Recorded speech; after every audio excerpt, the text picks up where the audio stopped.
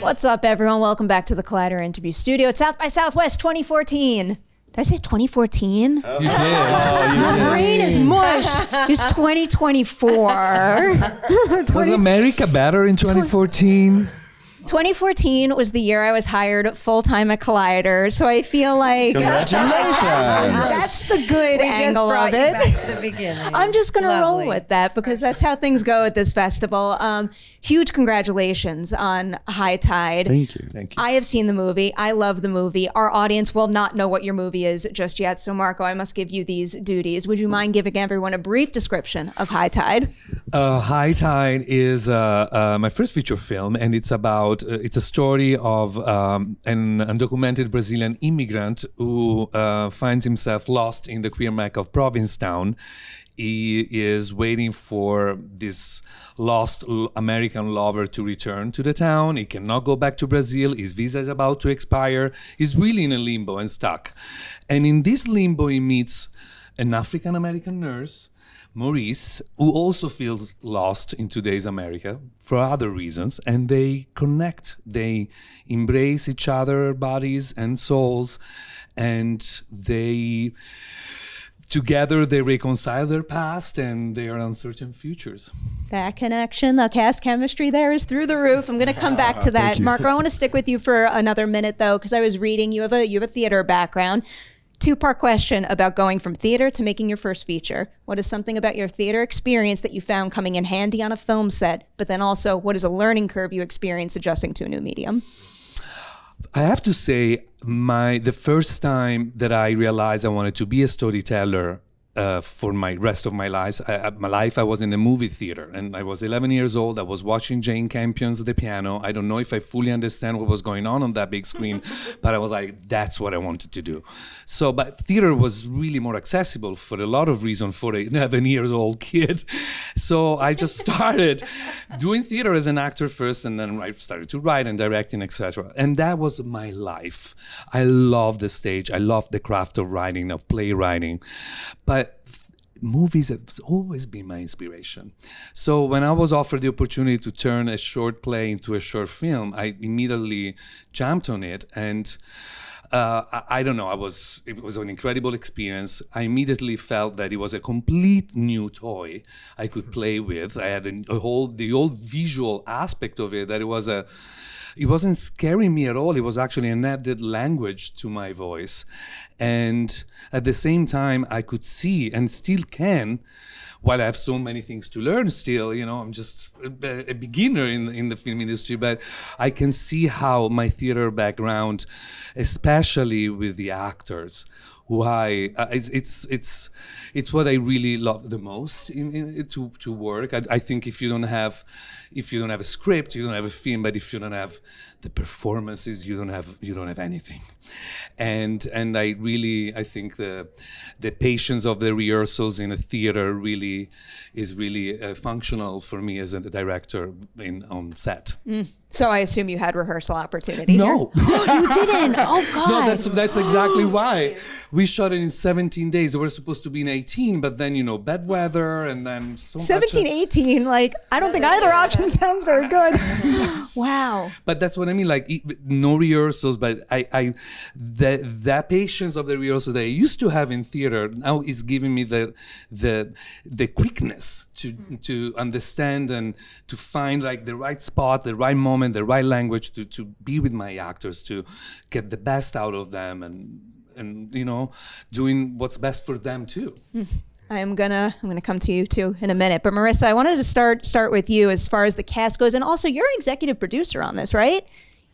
You didn't mention that earlier. That's something to be very proud of. I was reading that you knew Marco before getting involved in High Tide. So what was it about him as a creator that gave you the confidence that not only should you get involved in his first feature as an actor, but as an executive producer as well?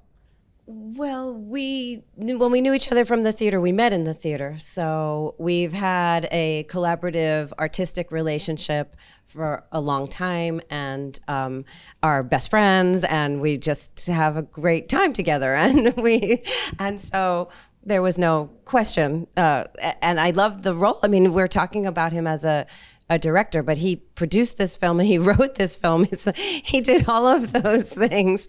And so, and I had done a little voiceover and things in some of a short that he did. His shorts are incredible. You should go back and see his short films too. I love when people give me homework during these interviews. Genuinely, yes, it's wonderful. So we had hands-on experience, and we had an easy conversation. But I also seen his shorts. I mean, there was no reason to not. I mean, there's not even. But anyway, want to spend time with him. So you go into the project having a lot of faith in his skill set. Is there anything you remember him doing on set that made even you go like, "My God, I knew you were good, but never realized you were capable of that"?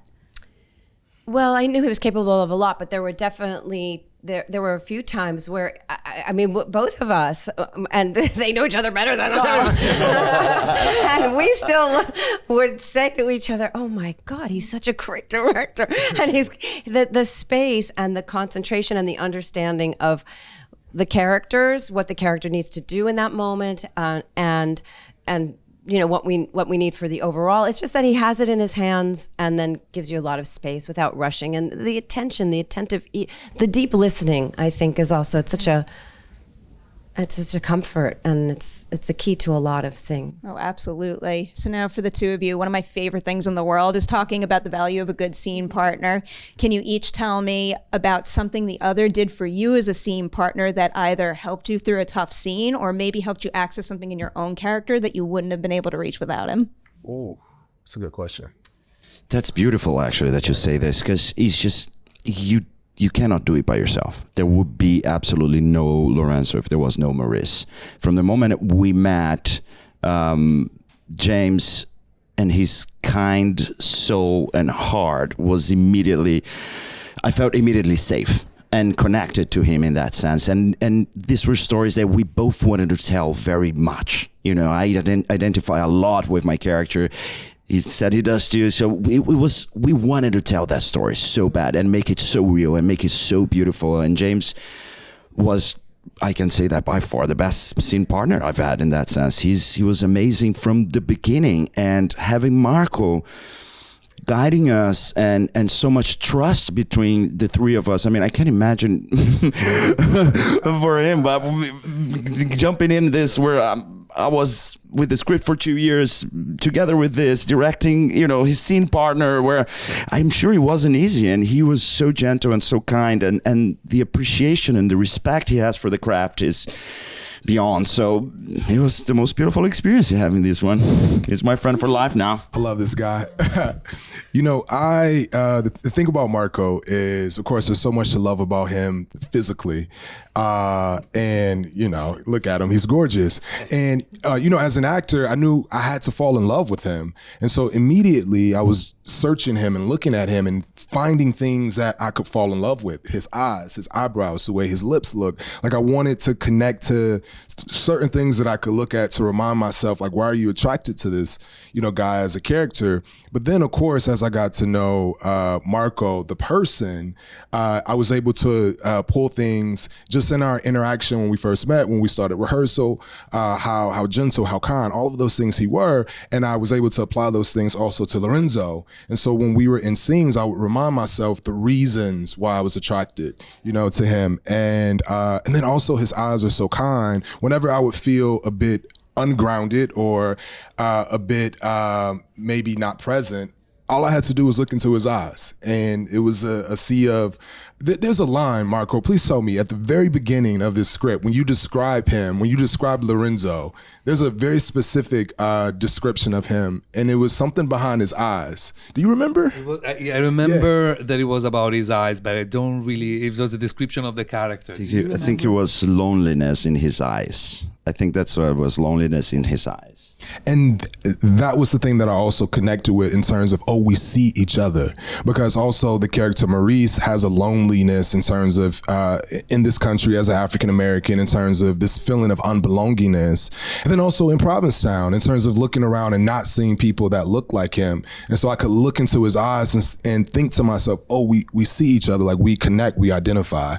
And that was always helpful in grounding, you know, myself in the scene. Beautiful answers. This wasn't enough time to do your your movie justice, so I apologize for the South by Southwest grind right now, but seriously, exceptional work here. And I'll just like turn this into a brief review quickly. One of my favorite parts of your movie is that you're a stellar anchor for the story. And I love how it almost has like a little vignette kind of feel with all the important people that come into his life. And then it's supporting characters who still feel whole and like they have history behind them. I feel like that's such a beautiful accomplishment. So congratulations on that and the movie overall. Oh, thank you so much.